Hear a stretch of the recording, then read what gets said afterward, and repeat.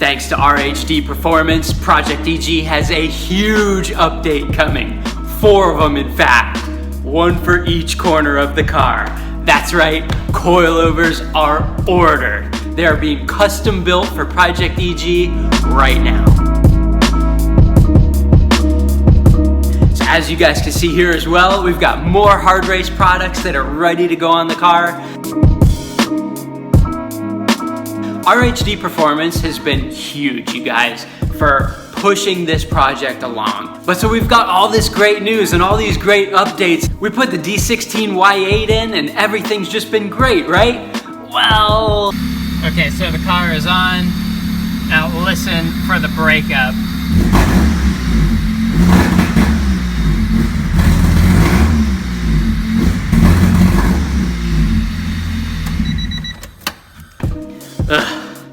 I'm telling you, man, like engine-wise, I did not see all this coming. This has just been like such a headache, and I just want the car to get running. And you know, this is where me not being a mechanic really comes into play, because maybe it's obvious to some of you who are mechanics what the problems may be.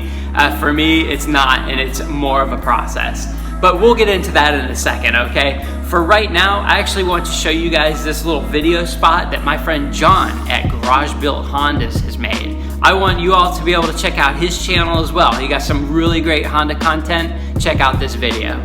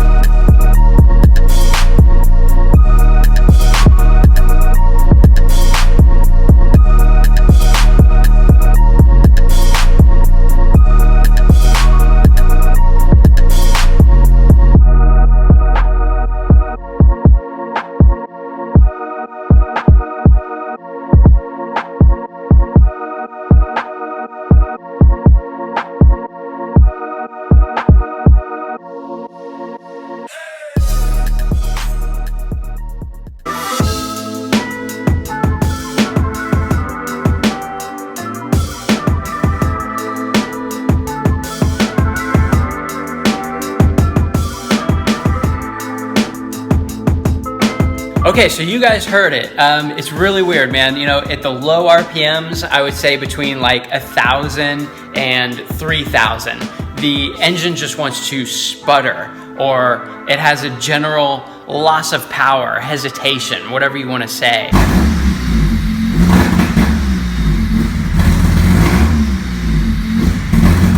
If I just kind of easily press the gas, it will kind of make it through that range, and then it'll be okay to rev. But if I just go ahead and put my foot in it, it's just like it dies. It's just, boom, it kind of bogs down, and then it'll come back up. It idles pretty fine. Like, it's a little bit erratic, but that may just be because it hasn't ran in a long time, or maybe the idle air control valve needs cleaned out. But so it's really weird with that sputtering. My thought is that it's because of this distributor. There seems to be a lot of different opinions when it comes to putting an OBD2 D16Y8 into an OBD1 system and running it with everything OBD1 around it, except the motor is obviously different, it's OBD2. I've heard people saying that, hey, you can use the D15B7 distributor because it bolts right up to the head on the Y8. And then other people are saying go ahead and use the D16Y8 distributor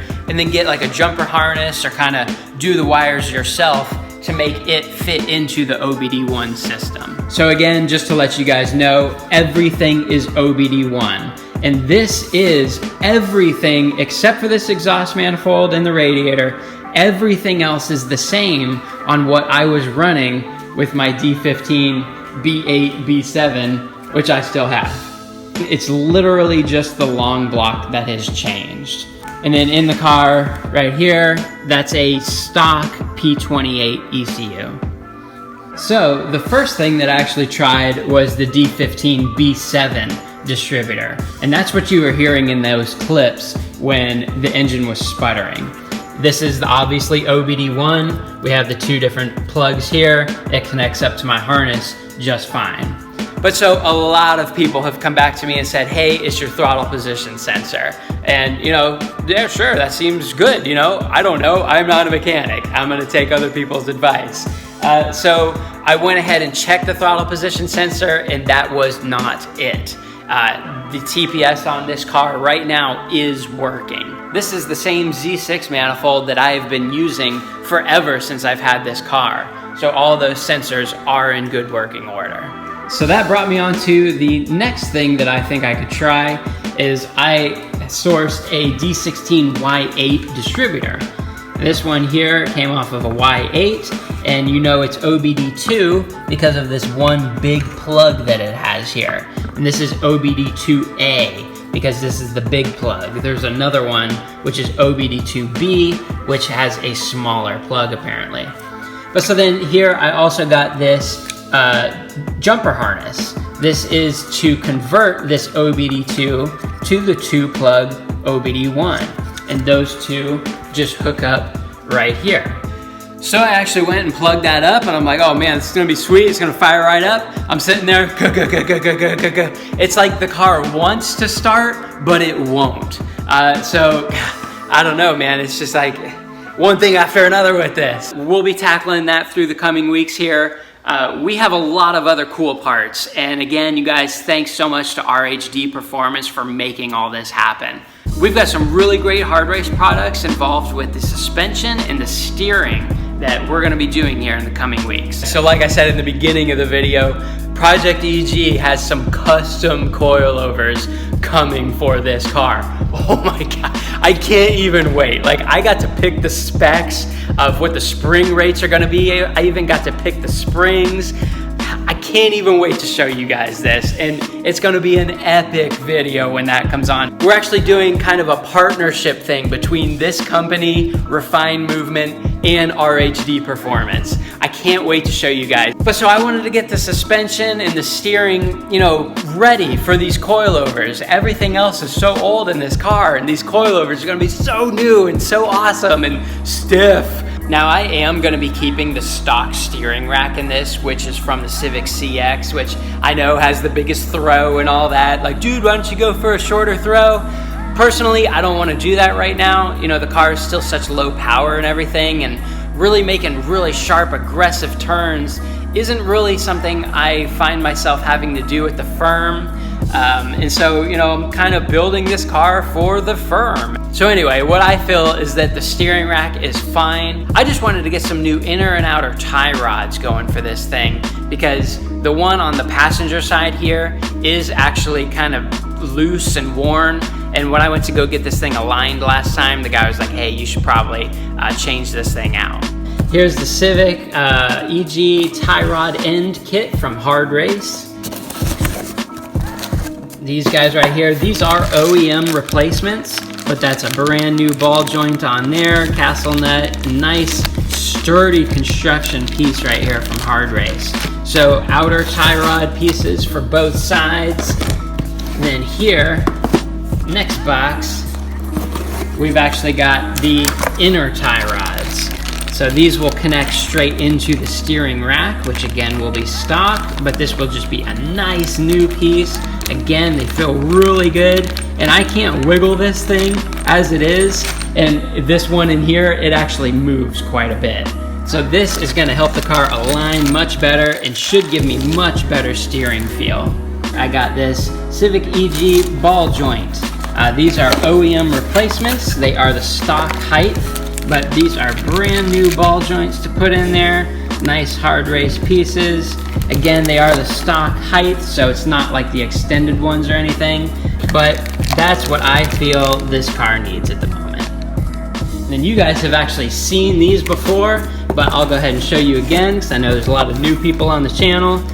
These are the Hardrace toe arms for the rear, and then here are some rear camber kits.